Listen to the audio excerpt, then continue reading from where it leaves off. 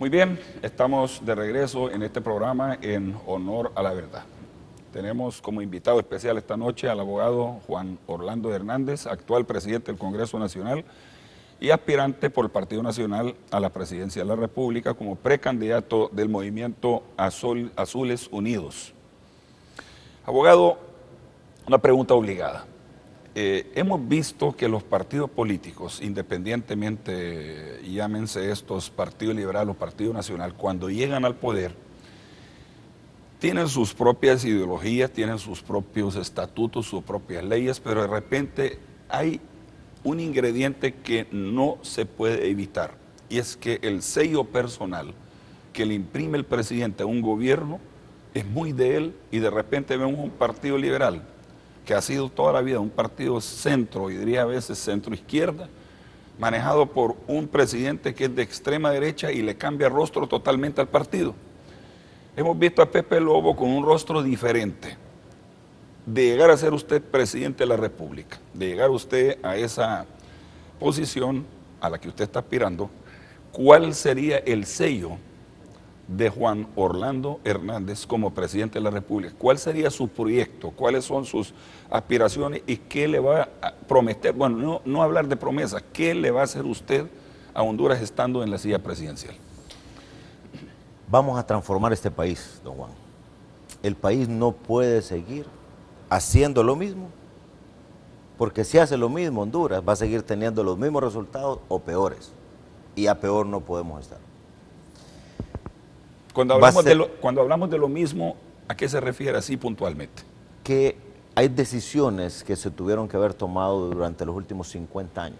Le voy a poner ejemplos de lo que ya es la plataforma que hemos creado en el Congreso, y que mi aspiración, con el apoyo de Dios y del pueblo hondureño, es irla a ejecutar el próximo periodo de gobierno. Vámonos a educación. Un pueblo, si tiene educación de calidad, tiene la oportunidad de salir adelante. Singapur, una isla pequeñita, más pequeña que Progreso. Corea, un país más pequeño que Honduras. Ambos países hace 60 años estaban en peores condiciones que Honduras. Le apostaron a educar a su gente y ahora son líderes del mundo. Corea tenía hace 30 años atrás el 25% de ingresos per cápita de lo que nosotros teníamos en Honduras en aquel entonces. Bueno, Corea. Y entonces, ahora Corea es una de las potencias más grandes del mundo. Entonces, Singapur está en el primer lugar en mejores prácticas de hacer negocios en el mundo. Corea está en los primeros 10 lugares del mundo en calidad educativa. Son pueblos que despegaron. Hay que apostar a la educación. A la educación. Entonces, pero no a la educación torcida, porque vemos, mire, con todo el respeto, el cariño que me tienen los maestros en Honduras, yo creo que lejos de aportar a la población la están castigando. Y yo baso mi tesis en lo siguiente: sus hijos, mis hijos, de repente los hijos de la gente que tienen capacidad, bueno, ya no tengo hijos en la escuela, pero mis nietos en este caso, asistan a escuelas privadas donde no hay huelga, y se gradúan con honores, y de repente con la capacidad económica que tienen las familias, o algunas familias los mandan a estudiar a Estados Unidos, regresan bien preparados con maestrías. En cambio, el hijo del pobre, que está en la escuela pública, lejos de recibir clases, más bien lo están castigando, lo están haciendo más bruto de lo que de repente debería ser. Fíjese bien cómo lo estoy diciendo, para que cuando termine su colegio, termine siendo esclavo de aquel que estudió en la escuela privada, que fue a Estados Unidos, para que cuando aquel regrese, termine siendo empleado del primero. Yo creo que eso es injusto, hay que decirlo. Si los maestros quieren protestar, que lo hagan, claro, pero que no castiguen a los niños, a los estudiantes, que esa es la garantía del futuro de este país. No sé si estoy equivocado o no. Totalmente de acuerdo, porque entre más continuemos con el sistema educativo actual, más diferencias van a haber entre ricos y pobres. Más brecha. Y más inconformidad social va a haber. Entonces, ¿cuál es la propuesta? Ya creamos la Ley Fundamental de Educación. Ese es el mejor instrumento para combatir la corrupción en educación. La están atacando a los maestros. ¿Por qué? Porque un grupo de dirigentes magisteriales con un sesgo ideológico no quieren que pongamos orden en eso. Se resisten a un nuevo modelo educativo donde el padre de familia, donde la comunidad supervise la calidad educativa que se está dando en la escuela. ¿Cree usted que hay un ingrediente ideológico, claro, político? Sí. Se lo digo porque, mire, cuando empezamos a estructurar estas leyes en el Congreso, un día me sitiaron todos los alrededores del Congreso. quemaron 6 carros y dijeron, no los vamos a dejar salir de aquí porque esas leyes no pueden ir. Yo les dije, digan a los dirigentes que pasen. Y les hice una pregunta. Ustedes son dirigentes, líderes magisteriales, son padres de familia. Abuelo, dijo uno, también. Les voy a hacer una pregunta. Les digo, ¿ustedes qué quieren para sus hijos y sus nietos en educación? No, pues lo mejor que podamos. Y yo les garantizo que ustedes todos tienen sus hijos en escuelas privadas. No me contestaron. Pero les digo, entonces, quiere decir que si ustedes están buscando lo mejor para sus hijos y sus nietos, el resto de los hondureños tiene derecho también a que sus hijos tengan la mejor educación. Les voy a poner, les digo, mi ejemplo. Mi papá, don Juan, anduvo descalzo la mayor parte de su infancia. Yo conozco su familia, he visto fotos antiguas de su familia ahí en el hostel. Sí. Me quedo impresionado. Para mí, y se lo digo no porque quiera congraciarme con Juan Orlando, el presidente del Congreso, usted sabe que tenemos una muy buena amistad.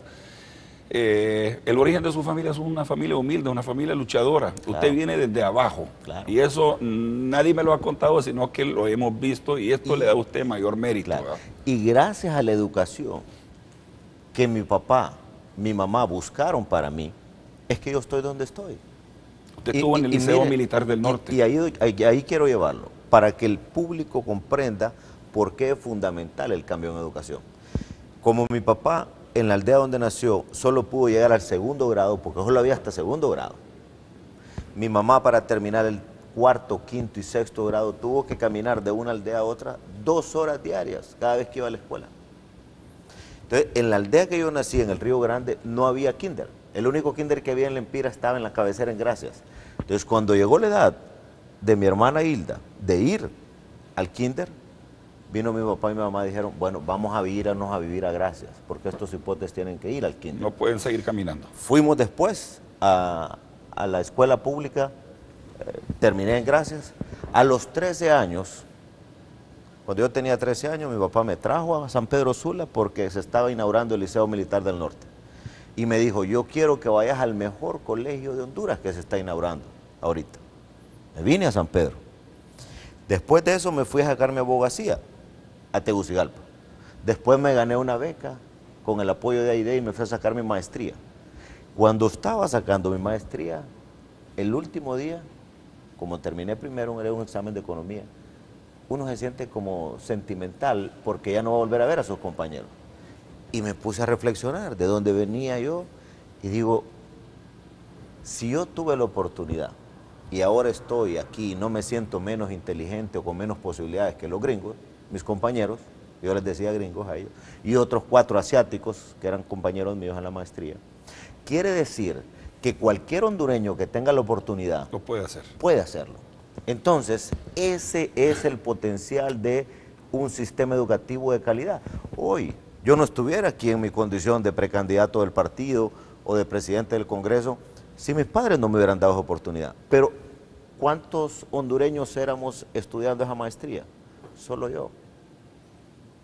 Porque tuve la oportunidad de ir allá. Entonces, si tenemos un sistema educativo de calidad, cualquier niño o niña que está allá en un barrio, en un caserío, tiene la oportunidad de salir adelante. Y eso es lo que queremos. Ese es el primer punto de la plataforma que hemos creado. Mire, yo no creo que usted esté en contra de que los maestros reclamen sus derechos, definitivamente, ¿va? No puede estarlo, ¿va? No, es más, don Juan. Pero que no descuiden este ingrediente de la calidad educativa y que los hijos de los pobres, que son los que asisten a las escuelas públicas, tengan iguales oportunidades que los demás y que puedan sobresalir. Mire, y tenemos que soñar para ejecutar. Yo sueño con una escuela pública con internet, con computadoras, con maestros que enseñan inglés. Y yo le garantizo que este país se levanta. ¿Por qué impulsamos, valga el comercial con la empresa Claro, un proyecto piloto de aulas digitales? Hemos llevado aulas digitales al sector rural y a los barrios más humildes. 20 computadoras, laptop, de las que nosotros promovíamos en campaña, con internet, con programas de primera. El maestro y el alumno y los padres de familia que no saben leer y escribir están yendo a aprender ahí. Eso tenemos que tenerlo y no cuesta mucho. El ejemplo de la India hoy día. Correcto. Esa es la primera plataforma. Educación. Luego, educación de calidad. Y valga la aclaración. Educación con calidad. Así es. Y hay que reconocer algo. Usted no puede tener un sistema educativo de calidad si el docente no está motivado. Si nosotros resolvemos el problema de la mala administración de los pagos a los maestros, porque buena parte se va en cheques que no los cobran maestros que trabajan, pero si al maestro que trabaja usted le paga y le paga bien, y tenemos los mejores salarios de Centroamérica para el maestro que sí rinde, y de paso tenemos un sistema de incentivos para que cada 3 meses el maestro que más destaque en esa escuela le da un premio que consiste en un reconocimiento de la sociedad y también un premio en su salario, yo le garantizo, una mejora salarial, yo le garantizo que va a ser un incentivo que promueve una competencia positiva. Y ponemos a competir a las escuelas de Honduras por quién tiene un mejor rendimiento. Eso es clave. Y al maestro, repito, hay que pagarle bien, hay que pagarle a tiempo y debe de sentir que el Estado le reconoce su labor. Pero también usted no le puede pagar al maestro que no va a trabajar, porque eso es hasta pecado. Muchos que están viendo esta entrevista de los maestros dirían, estas son promesas de campaña política y de repente este hombre ahora quiere quedarse bien con nosotros para conseguir el voto. No, ¿Usted estaría dispuesto a resolverle el problema a los maestros, a pagarles a tiempo sus salarios, a cumplirles las... Es más, don Juan, el mecanismo ya lo creamos en la Ley Fundamental de Educación. ¿Sabe cuál es? Trasladar todo ese problema que hay de administración de personal en Escalafón, en Tegucigalpa, se traslada aquí al departamento de Lloro. Y o sea, cada departamento aquí estaría la administración de esas planillas. El maestro va a poder ir a ver si todo lo que tiene en su expediente es correcto. Aquí mismo se decide, bueno, este maestro fue a trabajar todo el mes, inmediatamente se le paga. El dinero estaría aquí descentralizado. Pero también Teleprogreso pondría en sus pantallas cuáles son las listas de los maestros que están trabajando en X escuela, y ahí la población dice, este maestro sí fue a trabajar. Mire, desviándonos un poquito del tema, yo sé que estamos hablando de su plataforma y vamos a seguir hablando porque a mí me interesa en lo personal conocer cuál es su sueño, cuál es su proyecto como presidente del país. Mucha gente están criticando, dentro del mismo magisterio, están criticando fuertemente al actual ministro de Educación. Yo sentí en un momento dado que usted también tenía un poco de confrontación con él, no sé si esa es la palabra correcta o no. ¿Qué opinión le merece el actual ministro de Educación? ¿Está cumpliendo con su trabajo o qué está pasando ahí? Yo creo que coincidimos en él en que hay que poner orden. Coincidimos en que necesitamos un nuevo sistema educativo. Transparentar el sistema. Pero donde de repente podemos discrepar es en el método. Yo le he dicho a él y al presidente Lobo, presidente Lobo, usted firmó la Ley Fundamental de Educación. Es el documento más socializado en la historia de Honduras, porque la discutimos en todos los municipios del país. Esa es la ruta para transitar los próximos 50 años con un sistema educativo moderno de calidad. Aplíquenla, pero no han reglamentado la ley. Y me parece el Ejecutivo. Y luego la manda para el Congreso. No, el Ejecutivo la reglamenta y la ejecuta. El reglamento no necesariamente donde yo pudiera discrepar un poco con el ministro es que creo que el equipo de él piensa que solo los maestros de la resistencia pueden tener un sistema educativo de calidad. Y cuando ya no comparto yo, es cuando dicen únicamente el Estado es el que debe de participar en la conducción del sistema educativo. Yo creo que mi hija Isabela, mi hija Daniela, mi hijo Juan Orlando, mi hija Ivonne María, esperan el día de mañana reconocer que yo, Juan Orlando, su padre, ejercí mi derecho y también mi obligación de velar por la mejor educación de ellos. Esa es una obligación que viene conmigo, Dios me la dio. Y el Estado tiene que reconocérmelo, porque ideológicamente hablando, los que son de una izquierda radical piensan que es el Estado únicamente. No, yo tengo responsabilidad.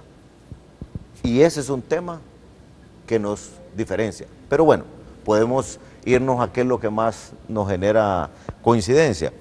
Yo, don Juan, soy del criterio que en la vida uno lo miden por resultados. Si yo no doy resultado en un proceso de cambio de un sistema educativo, pues no di resultado. Si usted me mide a mí por mis ejecutorias en el Congreso, yo me someto a cualquier evaluación. Y someto al Congreso actual con sus errores, con sus positivos, y le garantizo que hoy por hoy es el Congreso mejor evaluado de la historia de Honduras, porque nos dedicamos a trabajar, a darle resultados. Ahora, hay cosas que las tienen que hacer los otros poderes del Estado. Lógico. Y por esta plataforma que hemos creado, de educación, de promoción de inversión y de empleo masivo, el tema de cambiar la matriz energética, el tema de la promoción del turismo. A eso quiero llegar, porque hablamos de educación. Los otros proyectos de Juan Orlando, ¿cuáles son? Así puntualmente. Aprobamos ya en el primer año del Congreso un paquete de leyes de promoción de inversiones y de generación de empleo masivo. Número 1, las alianzas público-privadas. ¿Por qué? Porque el Estado de Honduras no tiene el dinero, los recursos. Asocies entonces con el privado para que pueda generar la inversión, el Estado sigue siendo socio y genera empleo masivo. Le voy a dar un ejemplo. Hablando con los microempresarios, ayer casualmente, aquí en San Pedro Sula, encontramos que los mercados de Honduras los administran las municipalidades en su mayoría, le cobran dinero a los locatarios, pero no les dan los servicios que necesitan. Entonces les digo, hagamos una cosa, levantemos un inventario de quién son los predios de esos mercados y nosotros como Estado pudiéramos invertir en pagarle a 10, 15 años a una alcaldía, ¿sí? ¿Cuánto puede costar ese predio? Y el Estado se asocia con ustedes, los locatarios, y ustedes en 10, 15 años van a ser dueños de su propio local. En una APP, en una alianza público-privada. Exactamente. Entonces, y que ellos se hagan responsables del mantenimiento, del cuidado de toda la... Porque a ellos les conviene, porque son los más interesados. Entonces, ese es un esquema, la ley de alianzas público-privadas. Carreteras, puertos, administración de hospitales, vamos hacia allá, porque van a ser mucho más eficientes. El segundo tema, aprobamos la ley de empleo por hora, nada más que fue un programa por 36 meses que vence el otro año. ¿Ha funcionado, abogado, esto? 120,000 nuevos empleos. ¿Garantizados? Certificados por la Secretaría del Trabajo con organismos internacionales. Si usted va a San Pedro y a todo lo que es el Valle de Sula, va a encontrar un fenómeno en este momento. Una gran cantidad de muchachos que van a trabajar en la mañana, muchos a call centers, y en la tarde van a estudiar. Pero ¿qué pasó cuando aprobábamos esto? Hubo oposición del sindicalismo. Sí. Y me dijo un dirigente sindical, si usted aprueba eso, lo vamos a declarar enemigo del sindicalismo. Le digo, mire, ¿por qué? Si yo lo que quiero es que mi gente que no tiene empleo lo tenga. No, me dice, porque eso va a atentar contra el empleo permanente. Y le digo yo, dejémoslo previsto en la ley, su preocupación, y hagamos un trato. No lo hagamos permanente ahorita, hagamos 36 meses y después evaluamos. La evaluación que tenemos hoy es exitosa. Entonces usted va a ver que Honduras en los próximos 3 años se va a convertir en el lugar de mayor destino de instalación de call centers en Centroamérica y le vamos a pasar a Costa Rica. De hecho hay un crecimiento fuerte en estos momentos. Claro, porque creamos el empleo por hora y porque también creamos la ley de call centers. Hay otro problema, ya que estamos tocando esto, disculpe que mezcle, pero yo creo que es necesario tocar estos aspectos. Hay un call center aquí en Progreso, recién creado en CIP El Porvenir, donde están trayendo gente de San Pedro Sula a trabajar a Progreso porque la gente de aquí no está preparada en su totalidad en lo que es el idioma inglés. No son bilingües y como estos call centers tienen que tenerla. Ahí es donde viene la educación de calidad bilingüe. Ahí ahora, estamos de acuerdo, totalmente de acuerdo. Ley de empleo por hora. Le voy a decir el otro impacto que ha tenido. La microempresa se salvó de cerrar. De quebrarse. Por la ley de empleo por hora. Sí. La proyección es que al otro año vamos a tener otros casi 200,000 nuevos empleos por hora. Y si llega el momento en que vence los 36 meses, nosotros no podemos dejar a esa gente sin empleo. Si le doy trabajo algún día, cuando usted salga del gobierno, se lo va a dar por hora mejor. Perfecto. Así voy a estudiar en la tarde. Vamos a ir a esta otra pausa comercial y continuamos con nuestro invitado, el abogado Juan Orlando Hernández, presidente del Congreso Nacional y aspirante a la presidencia de la República. Vamos a tocar temas un poco más calientes en el próximo segmento. Ya volvemos.